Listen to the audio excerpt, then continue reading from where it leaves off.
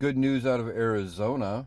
The Arizona Supreme Court the other day has granted the Arizona Attorney General's request for a 90-day stay, an additional 90-day stay on the enforcement of the 1864 abortion ban, pushing it out till middle September.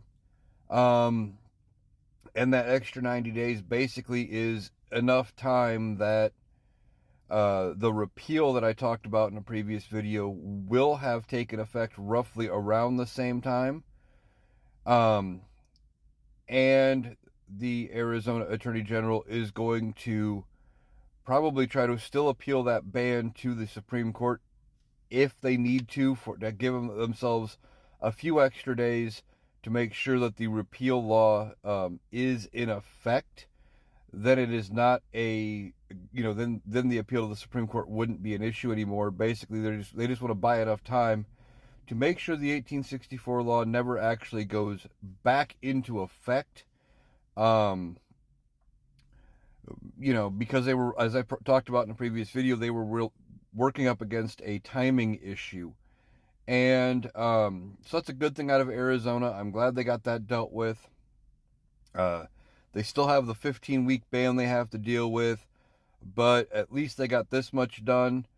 But it's going to motivate voters in November to come out and vote.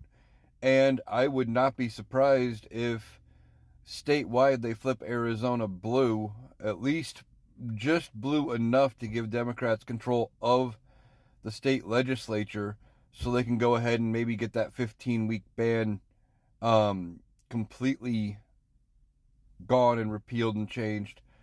Because people weren't happy with the 1864 law. They weren't happy with the 15-week ban, but they really hated that 1864 law, and it took them, 2 attempts to get that thing passed, to get rid of it. So not a good look for Republicans because uh, people weren't happy, and Republicans weren't really doing anything to help make people happy as far as getting that law passed.